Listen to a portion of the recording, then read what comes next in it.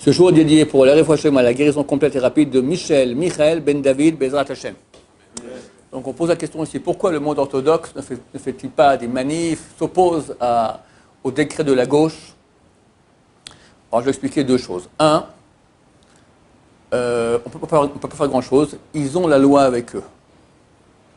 Maintenant, si on fait une manif qui n'est pas acceptée, donc on va dire non officielle, alors on peut dire c'est le rêve de la gauche qui puisse nous rentrer dedans physiquement.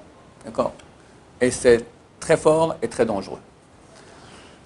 Ce que je pense, personnellement, c'est mon avis personnel, comme j'ai dit dans un cours dernièrement, la gauche n'a pas de mérite, vu qu'ils n'aident plus le peuple d'Israël, le vrai peuple d'Israël, donc ils ne pourront pas survivre très très longtemps.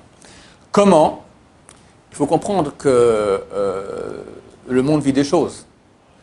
J'ai fait un cours la semaine passée, c'était jeudi, sur les cataclysmes naturels. Depuis, c'est encore pire, d'accord? 50 degrés en Espagne. Alors qu'il y a un mois, il neigeait en Espagne. Ou il grêlait, je ne sais plus. En Sibérie, des tremblements de terre. Partout dans le monde, mais les gens se mettent à parler. C'est quand même anormal, il y a quelque chose qui se passe. Au niveau, comme j'en ai parlé, on va d'abord parler d'une chose plus simple, après on va finir avec le bouquin, d'accord? Au niveau économique, ceux qui savent, je ferai un cours plus, je ne suis pas un grand économe, mais quelqu'un m'est venu parler dans mon bureau aujourd'hui, il m'a expliqué voilà, des plus grands noms de l'économie en Amérique, des gens qui tiennent les pensions. Ce sont des 100 milliards, 150, 200 milliards, d'accord, c'est eux qui investissent énormément, ils sont des très plus grands, on ne donne pas tout cet argent qui appartient aux citoyens américains, on ne donne pas ça à un guignol, il faut que ce soit quelqu'un qui comprenne. Ces 4 des plus grands ont dit la crise va être pire qu'en 29, ça sera mondial et c'est encore pour 2021.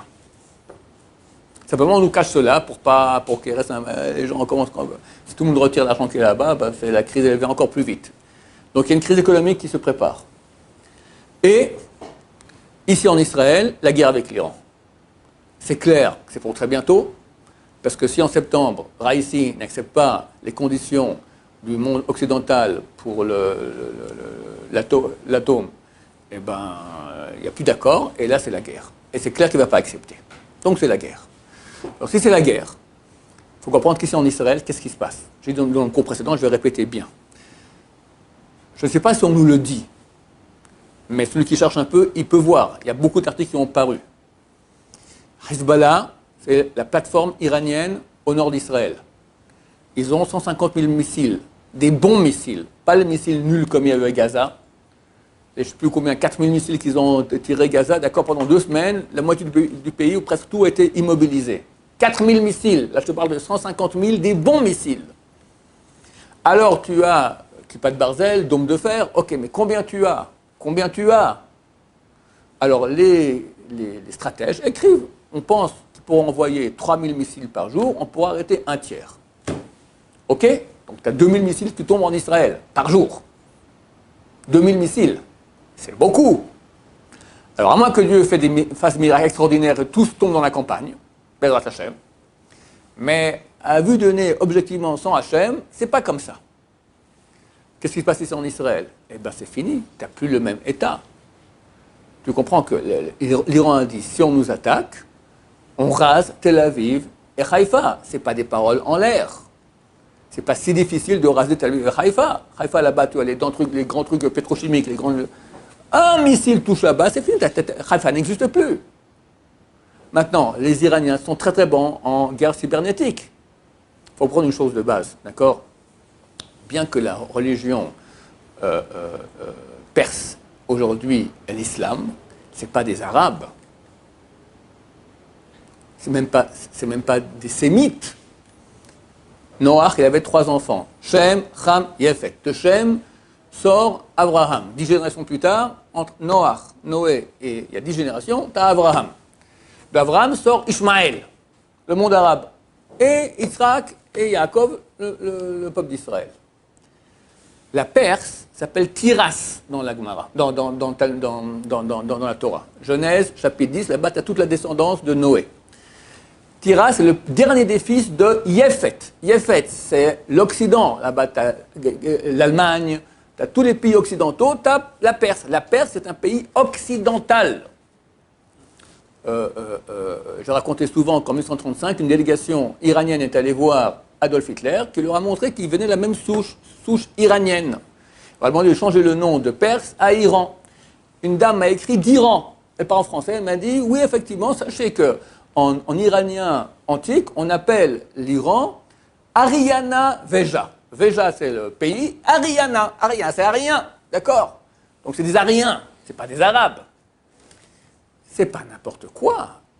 Ils envoient des satellites dans le ciel. C'est parmi les meilleurs en guerre cybernétique au monde. Ils ont des missiles, ils sont forts, ils sont dangereux. Donc, Israël, c'est bien gentil, mais on a un pays de 8 millions, ils sont 80 millions. Alors, Tsahal. Ouais, mais ok, restons quand même un minimum pragmatique. Admettons qu'on ne va pas être complètement, on ne va pas être rasé, Bezrat Hashem.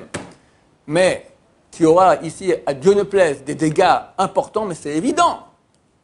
Donc c'est clair que la gauche qui a aujourd'hui l'État d'Israël, mais tout va partir en cacahuète, c'est évident, j'ai aucun doute là-dessus. Donc on voit la main de Dieu, de tous les côtés on voit la main de Dieu.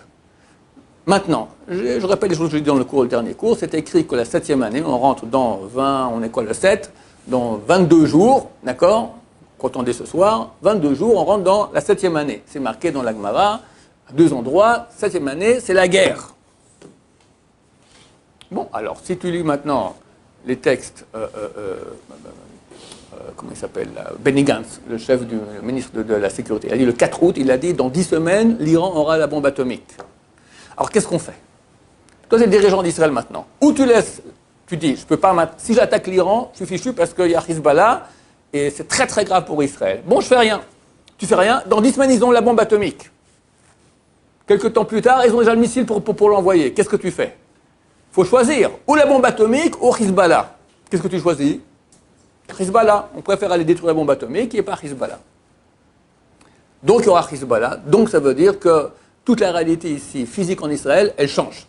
À moins que Dieu fasse des miracles fantastiques, il l'a fait, on espère qu'il fera encore. Mais du point de vue pragmatique, comme ça, on a d'autant plus qu'aujourd'hui, Hezbollah, le Liban, la situation est lamentable au Liban.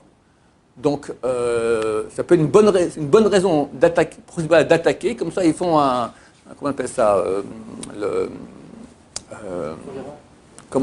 non, que les gens pensent à un truc, ils pensent, c'est fini, en état de guerre, tu commences plus à aller, j'ai plus assez d'essence, j'ai plus à manger, mon cher, mais en état de guerre, ça fait un dérivatif, d'accord, un dérivatif que les gens pensent, voilà, on est en guerre maintenant, etc. Ou qu'Hachem veut que peut-être que par cela, Hezbollah tombe, je ne sais pas. Mais celui qui croit que la vie va continuer pépère maintenant, il se met le doigt dans l'œil, comme on le disait dans le jeunesse, jusqu'au coude, d'accord, c'est fini. Et militairement, c'est incessamment sous peu, et économiquement, c'est incessamment sous peu, et climatiquement, tu vois que c'est complètement fou. Alors, dire réchauffement climatique ou pas, j'ai fait un cours là-dessus, d'accord, mais tu vois que les gens commencent à parler, c'est pas normal. Quelqu'un m'a dit aujourd'hui qu'il y a un interview de Poutine, il dit « Je ne suis pas inquiété par le Covid, je suis inquiété par les catastrophes naturelles ». Poutine, c'est quand même pas n'importe qui, c'est un dirigeant important, intelligent. Il est inquiété par cela, on comprend qu'il y a des choses qui se passent dans le monde.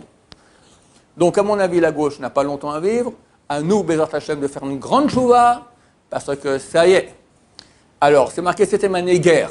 C'est mauvais ou c'est mauvais ou c'est bien? Ben, ça fait peur la guerre. Mais néanmoins, c'est marqué que la 7e année, il y aura la Géoula. Pourquoi? La Gemara dit comme ça. Pourquoi est-ce qu'on a mis en 7e position dans la Hamida, dans le Shemona Esrei, Baruch Ata Hashem, Goël Israël, qui parle de la Géoula? Répond la Gemara parce que la Géoula aura lieu dans une 7e année. On rentre dans 22 jours dans la 7e année en Israël, l'année de Jacher. La Gemara, elle objecte, elle dit, mais c'est faux, c'est marqué 6e année, il y a des voix comme quoi le Mashiach y vient. Aujourd'hui, Baruch Hashem, 6e année, c'est maintenant, tout le monde parle que le Mashiach vient. D'accord, je ne suis plus le seul sur le marché. 7e année, la guerre. Qu'en sortant de 7e année, Mashiach vient. Je vous mets au parfum, cette année, il n'y aura pas 12 mois, il y aura 13 mois.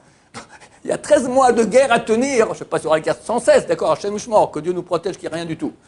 Qu'en sortant de 7e année, Mashiach vient. Alors comment tu dis que 7e année c'est la Géoula, alors qu'elle vient qu'en sortant de 7e année, dans la 8e année? Répond la Gemara, la guerre c'est déjà le début de la Géoula. Comment une guerre c'est le début de la Géoula? Rachid dit, Il n'y aura pas Mashiach, il n'y aura pas la construction du temple, il n'y aura pas le retour des Juifs en terre d'Israël, mais néanmoins, parce que tu vois que plus tard dans l'Amida, on parle de Kabbalah ramène tous les Juifs en terre d'Israël, ramène le fils de David, la Géoula, c'est plus tard dans l'Amida. Alors c'est quoi la Géoula? Il dit que toutes les souffrances qui nous poursuivent toujours vont s'arrêter. Qu'est-ce que c'est? Il n'y aura plus de Covid, il n'y aura plus les impôts, il n'y aura plus qu'est-ce que l'antisémitisme, je ne sais pas ce qu'il y aura. D'accord? En tout cas, il semblerait que c'est bien, ça passe par une guerre. Comment ça sera? Je ne sais pas. Une chose est claire, messieurs, il faut maintenant être humble, pas croire qu'on maîtrise rien, et c'est la raison, la majeure qu'on comprend pour laquelle Dieu maintenant est en train de faire comme ça avec le monde entier, et le Covid, et les cataclysmes, qu'on comprend qu'on ne gère rien. Il faut se remettre dans les bras de Dieu, se rapprocher de lui, faire une grande chouva, ce Rosh Hashanah, tout va être fixé, qui va vivre, qui ne va pas vivre, quel pays va survivre, lequel ne va pas survivre, on dit dans la prière, d'accord? Tout cela va être fixé dans 22 jours, il faut se préparer, Bézat Hashem, et Bézat Hashem, que Dieu nous inscrive tous dans le livre de la vie. Amen et Amen.